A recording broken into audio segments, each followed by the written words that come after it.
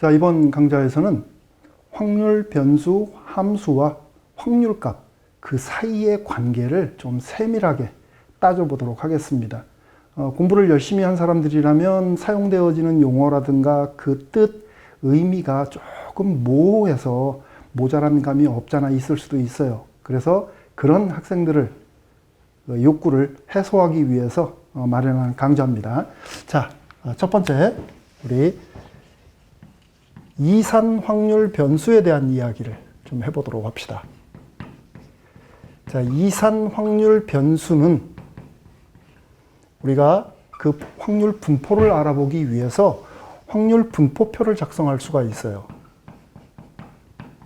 그래서 이 확률 분포표를 토대로 해가지고서 우리는 확률 질량 함수라고 하는 것을 생각할 수 있다라고 얘기를 했습니다. 야, 이랬을 때 공부 좀 하는 사람들은 뭐지? 질량이 뭐지? 우리가 흔히 생각하는 그 무게인가? 그런 의구심을 가질 수 있었을 겁니다.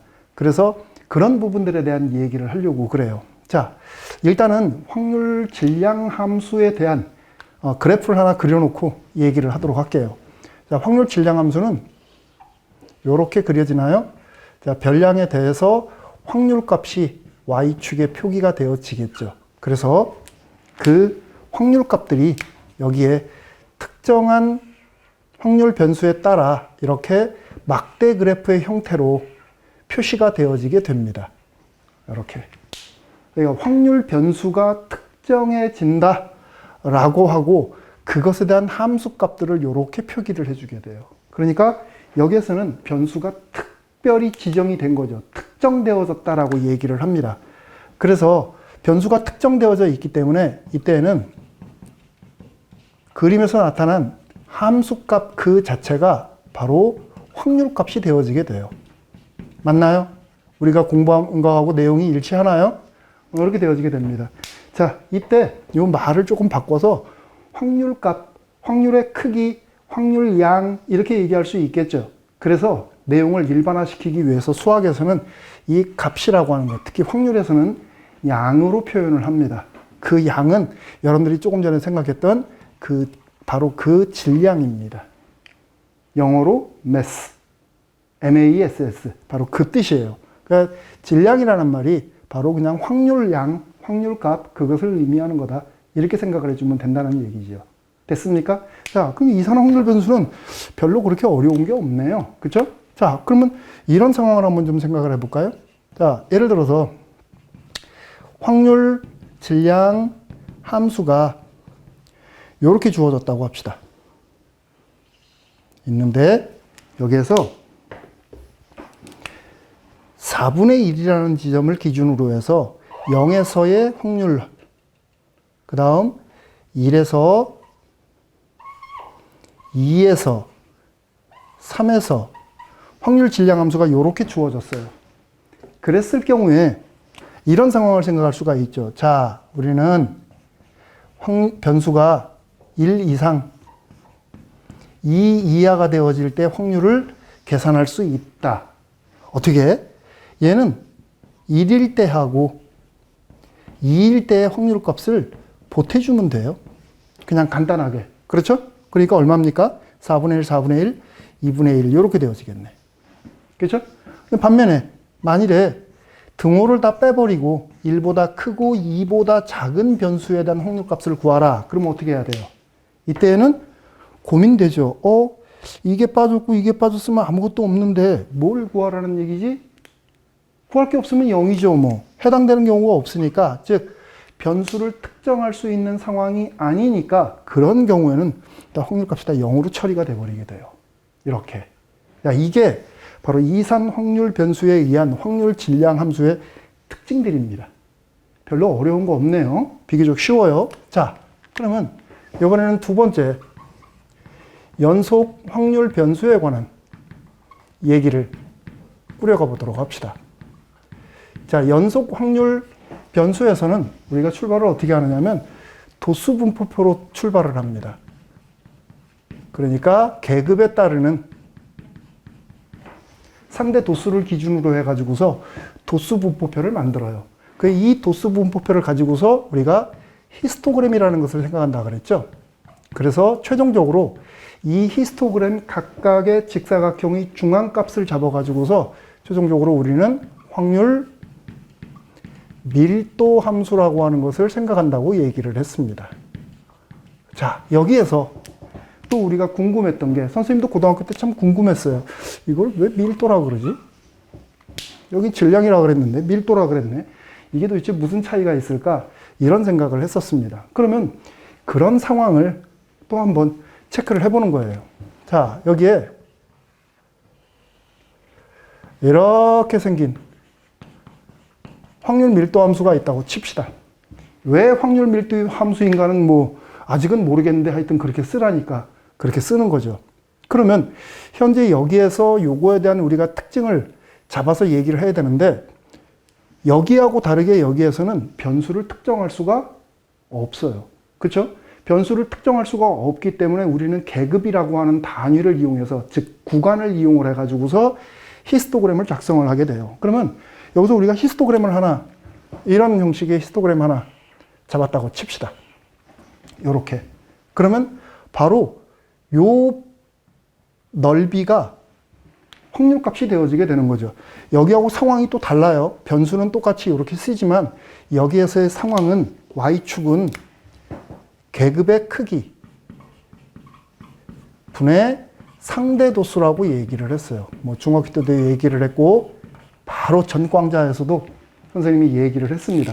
그러니까 이 계급의 크기에다가 얘가 지금 곱해져서 표시가 되어지게 되는 거예요. 그러니까 현재 지금 여기에서 다양한 형태의 함수값들을 체크할 수가 있는데, 여기에서는 함수값이 조금 전에 얘기한 것처럼 이산 확률 분포처럼 얘가 바로 확률값이 되지를 않습니다. 여기서는. 그러면 그게 뭘까? 궁금해해야죠. 이거를. 자, 그것을 우리가 이제 어떻게 쓸 거냐면 이 상황을 한번 좀 보세요. 여기에서의 확률값이라고 하는 것은, 여기서의 확률값은 이렇게 계산이 되어져요. 확률값은 어떻게 만들어지냐면 가로의 길이 계급이죠. 높이 계급분의 상대도수. 그러니까 계급에다가 곱하기 계급분의 상대도수라는 이런 개념을 서로 곱해서 우리는 확률이라는 값을 만들어내게 돼요. 자, 이때 이것의 의미를 여러분들이 꼼꼼하게 체크를 해볼 필요가 있어요. 계급분의 상대도수라는 게 무슨 말일까? 하나의 계급 단위 내에 여러 개의 계급들이, 여러 개의 그 계급 단위로 끊어놓은 게 있을 텐데, 그 계급 단위 내에 개체수가 도대체 몇 개냐의 뜻이에요. 계급 단위 내에 개체수가 도대체 몇 개냐. 그러니까 말을 바꾸면 요 계급 범위 내에, 요 범위 내에 개체수가 얼마나 촘촘히 있느냐. 얼마나 촘촘히 있느냐. 그 뜻입니다. 그래서 바로 밀도라는 개념이 여기서 만들어지게 된 겁니다. 그러니까 밀도를 표시해 준 그 값을 통해서 만들어진 함수다. 그래서 확률 밀도라고 얘기를 하는 겁니다. 그렇게 되면 여기서 표시하는 확률 밀도는, 함수값이라는 것은 바로 확률 밀도라는 개념으로 우리가 받아들여 수 있다. 이렇게 얘기가 되어지게 되는 거예요. 됐습니까? 그러니까 함수값은 확률 밀도다. 이 부분에 대해서는 조금만 더 설명을 좀 할게요. 자, 그러면 똑같은 상황에서 우리 확률 밀도 함수가 주어졌다고 합시다. 확률 밀도 함수가 이렇게 주어졌다고 합시다. 이렇게 있는데 4분의 1에 해당되어지는 확률 밀도 함수가 이렇게 상수 함수로 제시됐어요. 여기 3, 여기 0. 그러면 이렇게 표시가 되어지게 되면 우리는 똑같은 상황을 가지고 체크를 한번 해보는 거예요. 자, x가 1부터 2까지의 확률은 얼마냐? 그러면 우리는 1부터 2까지 이 넓이 계산해 주면 되는 거예요. 그렇죠? 그러면 4분의 1이 되어지겠죠? 4분의 1. 자, 그런데 여기서 이제 궁금한 게 생깁니다. 어떤 궁금한 게 생기냐면, 만일에 여기서처럼 저런 값을 계산을 하라. 1과 2에 해당되어지는 값이 빠졌을 때는 어떻게 할 거냐. 그러니까 지금 이 부분이 빠진 거예요. 요 부분하고 요 부분이 빠져 있어요. 이때는 어떻게 될까? 그 도형에 대한 공부를 좀 면밀히 한 사람이라면 아마 금방 계산할 수 있을 거예요. 경계선이 없다고 하더라도 넓이는 얼마? 똑같다. 4분의 1. 이렇게 만들어지게 되는 겁니다. 그러니까 이산 확률 변수에 의한 함수에서의 확률 값은 이렇게 다를 수가 있어요. 경계가 있고 없고에 따라서. 그러나 확률 밀도에서는 얘들은 항상 같아져야 됩니다. 그렇게 되면은 조금 궁금해지는 거죠. 왜 그렇지? 이 부분이 조금 궁금해지기 시작해요. 그래서 이제 우리가 알아볼 것이 뭐냐면 확률 밀도라고 하는 거하고 확률 값이라고 하는 거하고 과연 어떤 관계에 있는가, 그거를 좀 얘기를 하도록 하겠습니다. 자, 두 번째는 확률 밀도의 개념과 확률 값, 확률, 요 사이의 관계. 둘 사이에는 어떤 관계에 있을까? 그래서 확률 밀도면 어차피 우리는 히스토그램을, 여기서처럼 이런 히스토그램을 근거로 해가지고서 얘기를 꾸려나갈 수밖에 없어요. 그래서 간단한 히스토그램 하나 가지고서 전체적인 상황을 좀 체크를 하도록 하겠습니다. 자, 여기에 이렇게 y = fx라고 하는 확률 밀도 함수가 주어졌다고 합시다. x. 지금부터 우리는 a라고 하는 지점이 여기에 있다면 이 부분에 해당되어지는 확률 밀도와 확률값 사이의 관계를 한번 살펴볼 거예요. 그래서 이렇게 출발을 하겠습니다. 우리가 확률을 계산을 하는데 A로부터 약간 떨어진 계급의 크기입니다.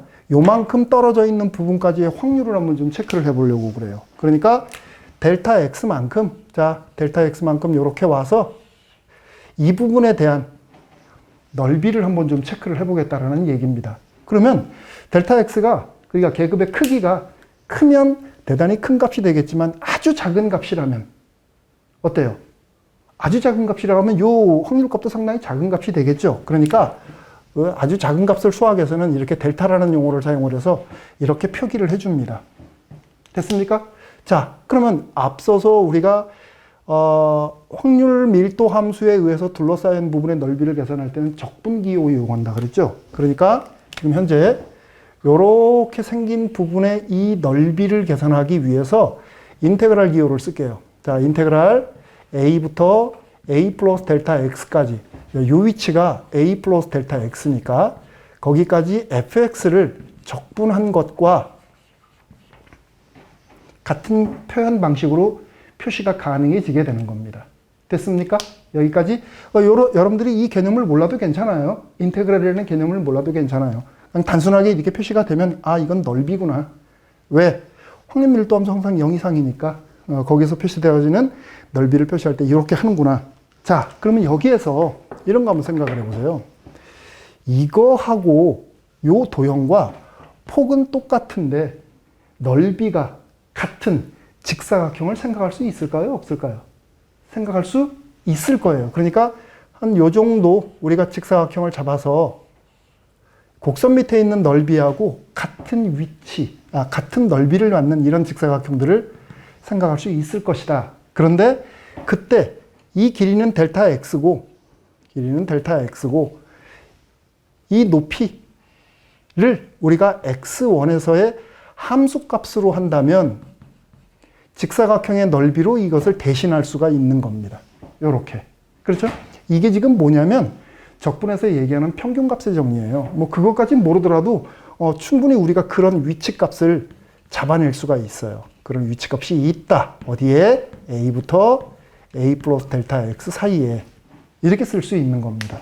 자, 그러면 여기에서 얘하고의 관계를 보면, 자, 이때 델타 x분의 델타 p, 아주 미세한 값인데 0은 아닙니다. 그럼 얘는 fx1이 되어지게 돼요. 이렇게. 됐습니까? 자, 따라서 이런 게 델타 X라는 기호가 나오면 왠지 모르게 극한이라는 개념을 생각할 필요가 있어요. 여기서 만일에 델타 X가 무지하게 작아진다면 어떨까? 그러니까 최초의 히스토그램을 만들 때 이만큼을 만들 수도 있지만 우리가 계급의 단위를 작게 한다면 어때요? 이 폭이 점점 줄어들겠죠. 거의 0에 가까울 정도로 아주 좁은 계급 단위를 생각을 한다라고 치면 수식으로 우리는 이렇게 쓸 수 있는 겁니다. 델타 X가 0으로 간다. 그때 똑같이 이렇게 표시가 되어지게 돼요. 이렇게. 자, 그러면 이 그림에서 바라봐 보세요. 이 폭이 점점 짜그러들어 가지고서 거의 0에 가깝다. 즉 거의 A에 접근한다면 그때 이 도형에 대한 높이 fx1은 점점 따라가서 A에 근접하는 형태가 되겠죠. A에서의 함수값에 근접하는 형태가 되어지게 되는 겁니다. 이렇게. 자, 이제 거의 나왔어요. 이게 지금 뭐냐면 A라는 위치에서의 함수값입니다. 이거는 지금 뭐냐면 미분을 공부한 사람들이라면 금방 알아볼 수 있을 텐데 이것의 의미라는 것은 확률의 P의 변화율이에요. P의 변화율. 앞에서 우리가 요것은 확률 밀도 함수. 그러니까 얘는 확률 밀도죠. 확률 밀도. 결국 확률 밀도라고 하는 것은 확률값하고는 의미가 다르고 확률의 변화율의 값하고 똑같은 값이다. 이런 얘기가 되어지게 되는 겁니다. 그러니까 우리가 이것의 의미를 정확하게 몰라도 결론을 이렇게 내릴 수 있어요. 즉, FA라고 하는 것은 A라는 지점에서의 확률이라고 보기에는 어때요? 문제가 좀 있죠. 이거는 아닙니다. 그러니까 A라는 지점에서의 확률 값이 과연 확률 밀도하고 같다고 볼 수 있느냐? 다르다. 이렇게 우리가 결론을 내릴 수 있는 거다. 됐습니까? 자, 이렇게 되어져 버리게 되면 우리는 이제 이런 생각을 또 할 수 있게 돼요. 세 번째. 그러면 이렇게 표시되어지는 확률 밀도 함수의 특성이라는 게 있어요. 확률 밀도 함수의 특성. 살펴보도록 합시다. 그러면 확률 밀도 함수에서 이런 것들을 어떻게 계산할 거냐 생각할 수가 있을 텐데 폭을 좁히면 특정 위치에서의 확률값도 우리가 체크할 수 있어야 될 텐데 어떻게 할 거냐? 그럼 이렇게 하는 겁니다. 자, x equal to a에서의 확률값이라고 하는 것은 얘를 활용을 합니다. 얘. 그러니까 p a부터 a 플러스 델타 x까지의 확률값, 즉 이 부분의 넓이에요. 빨간색 부분. 그것에 대해서 델타 x를 0으로 보낸 거하고 같은 겁니다. 이 크기를 0에 근접시킨 거예요. 그러면 이 얘기는 이 얘기가 되는 거고 이 얘기가 이 얘기가 되어지는 거죠. 그렇죠? 그렇게 되면 얘는 지금 뭐냐면 바로 요거죠. 여기에다가 리미트 델타 x가 0으로 갈 때 a부터 a 플러스 델타 x까지 이렇게 쓸 수 있는 겁니다. 요렇게. 그럼 뭐가 되는 거예요? 이게 지금 a부터 a 플러스 델타 x까지의 넓이를 의미해 준다고 했는데 이 가로의 길이가 거의 0에 가깝대요. 그럼 뭐야 얘는? 결과적으로 이것은 도형적으로 얘는 선분이 되어져 버리는 거죠. 그렇죠? 선분이 되어져 버리게 되면 선분의 넓이가 있다, 없다? 없다. 그러니까 0이 되어져 버린다. 이렇게 얘기가 되어지는 거죠. 됐습니까? 여기까지 쫓아오고 있죠? 자, 그러면 이제 앞으로 우리가 확률값을 계산을 하는 데 있어서 별량이 A부터 B까지 표시되어져 있는 이런 확률값을 계산을 하는 거나 A를 포함하지 않고 B까지 또 A는 포함하는데 B는 포함하지 않는 범위 또 마지막으로 구간의 양끝이 빠져 있는 경우의 확률 이런 것들을 다 똑같이 생각할 수가 있다. 왜? 얘 때문에. 이것의 정확한 의미가 뭐예요? 지금 여기 있는 것처럼 얘는 선분이에요. 선분. 그러니까 선분의 넓이는 생각할 수 없다. 0이다. 그래서 여기 같은 경우에 여러분들이 일반적인 도형의 특성을 보고서 읽을 때하고 똑같은 구조로 읽어 나갈 수가 있다. 경계선이 있든 없든 상관없이 확률값은 똑같아진다. 이런 얘기를 할 수가 있는 겁니다. 됐습니까? 그러니까 확률 밀도 함수에서의 특정 위치에서의 확률값은 무조건 얼마다? 0이다. 반드시 범위에 의해서만 얘기를 한다. 됐지요? 자, 요번 강좌에서 여러분들이 자연스럽게 알아내야 될 내용이 바로 그겁니다. 반드시 범위로만 얘기를 해줘야 되고 구간의 양 끝값이 포함이 되든 상관없이 항상 포함됐을 때의 넓이하고 같이 뭉뚱그려서 똑같이 놓고 계산해도 상관이 없다. 됐지요? 자, 이번 강의는 여기까지 하도록 하겠습니다. 수고했습니다.